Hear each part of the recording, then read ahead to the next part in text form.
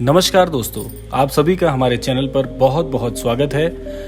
रोजाना की तरह आज भी आपके लिए एक ऐसी सूक्ष्म कहानी लेकर आए हैं जो कि आपके लिए एक प्रकार से बहुत ही मोटिवेशनल स्टोरी होने वाली है, जिसको सुनकर, जिसका श्रवण कर आप अपने जीवन में कुछ बड़े बदलावों को आसानी से आकर्षित कर सकते हैं। तो दोस्तों, ये कहानी है गरीब पिता और उसकी बेटी की। एक बार वह गरीब व्यक्ति अपनी बेटी को उसके स्कूल से लेकर शहर के एक महंगे होटल में पहुंचा। उस व्यक्ति ने फटे पुराने कपड़े पहने हुए थे और उसकी बेटी स्कूल की ड्रेस पहनी हुई थी। जब दोनों होटल के अंदर पहुंचे तो वेटर पूछा, सर, आप क्या खाना पसंद करेंगे? आप अपना ऑर्डर बता दीजिए। तब उस व्यक्ति ने कहा कि आप मेरी बेटी के लिए 1 प्लेट पाव भाजी लेकर आइए और यही मेरा ऑर्डर है। वेटर ने कहा, सर, आप कुछ नहीं लेंगे? आपके लिए भी कुछ लेकर आऊं? तो गरीब व्यक्ति ने कहा, मेरे लिए कुछ नहीं, आज मेरी बेटी के लिए पार्टी है। मैंने इससे वादा किया था कि अगर तुम इस जिले में 10वीं क्लास में टॉप करोगी तो तुम्हें मैं सबसे महंगे होटल में पार्टी दूंगा। तो आप सिर्फ बच्चे के लिए पाव भाजी ले आइए। वेटर ये बात सुनकर ही दौड़ा और अपने मालिक के पास गया और बोला कि सर, आपसे एक छोटी सी रिक्वेस्ट है कि आप मेरी सैलरी से पैसे काट लेना, लेकिन आज मैं चाहता हूं कि उस बच्ची के साथ उसके पिता को भी 1 प्लेट पाव भाजी खिलाई जाए, क्योंकि उस बच्ची ने पूरे जिले में 10वीं कक्षा में टॉप किया है। वह गरीब पिता है, ज्यादा पैसे नहीं होंगे, इसलिए कह रहा है कि सिर्फ अपनी बच्ची के लिए ले आओ। होटल के मालिक ने जब ये बात सुनी तो मुस्कुराते हुए बोला, तुम उसके पिता के लिए भी पाव भाजी लेकर जाओ, उसके लिए भी लेकर जाओ, पैसे मत लेना। 4-5 पाव भाजी पैक करवा कर ले जाओ और 2-3 किलो मिठाई भी लेकर जाओ और उनसे ये कहना कि ये पार्टी होटल की तरफ से है, आप ये मिठाई ले जाइए और जश्न मनाइए। जब वेटर ने 2 प्लेट पाव भाजी लेकर उनके टेबल पर पहुंचा तो वह व्यक्ति चौंक गया और बोला, मैंने तो एक ही मंगाई थी, मेरे पास पैसे नहीं हैं। वेटर बोला, अरे सर, शर्मिंदा मत कीजिए, ये पार्टी होटल की तरफ से है, आपकी बेटी, हमारी बेटी ने टॉप किया है, ये मिठाइयाँ ले जाकर आप बांट दीजिए और जश्न मनाइए। पिता और बेटी खुश होकर चले गए। कई साल बीत गए। उस गरीब पिता की लड़की अब यूपीएससी की तैयारी करके कलेक्टर बन चुकी थी और इत्तेफाक से उसी शहर में उसकी पोस्टिंग हो गई थी। उस लड़की ने उस होटल में सूचना पहुंचा दी कि मैं उस होटल में लंच करने के लिए आ रही हूँ। होटल के मालिक ने जब ये सुना तो होटल को पूरी तरह से सजा दिया। गांव में ये बात पूरी तरह से फैल गई और कस्बे के सभी लोग उन्हें देखने के लिए आने लगे। कलेक्टर अपने पिता के साथ उस होटल में पहुंची। कलेक्टर ने होटल के मालिक से कहा कि शायद आप मुझे पहचान नहीं पाए, मैं वही पिता की पुत्री हूं जो कि आपके होटल में आए थे जब हमारे 10th क्लास में टॉप करने पर आपके होटल ने मुझे पार्टी दी थी।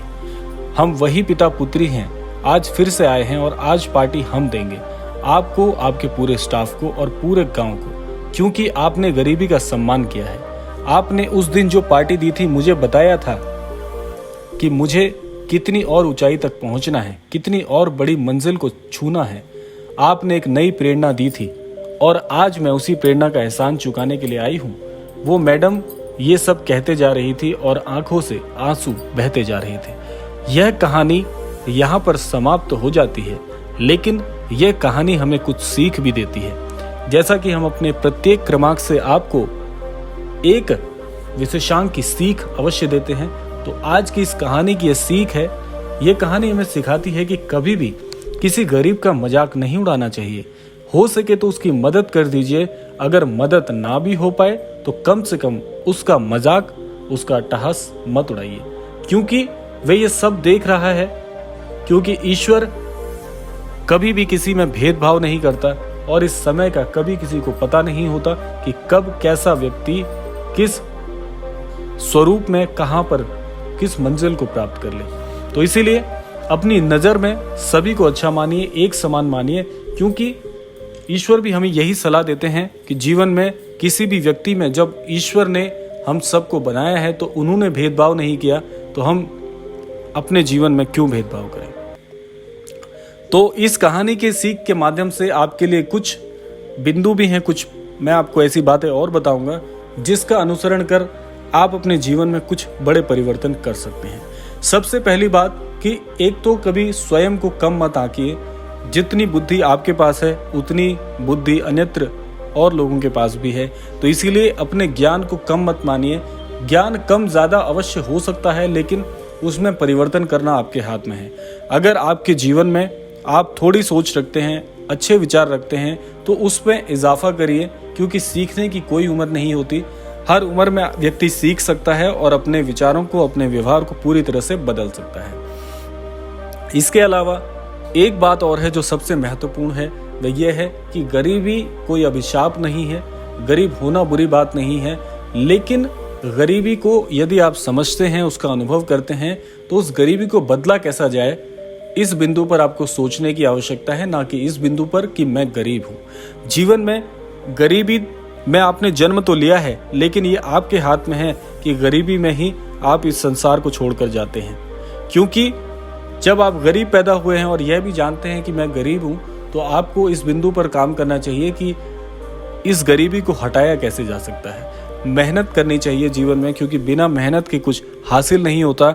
जितनी भी आप इस प्रकार की कथाएं सुन लीजिए, कितने भी ऐसे वाक्य सुन लीजिए, लेकिन जब तक अनुसरण नहीं करेंगे, उनका जीवन में उपयोग नहीं करेंगे, तो ये जीवन बदल नहीं सकता।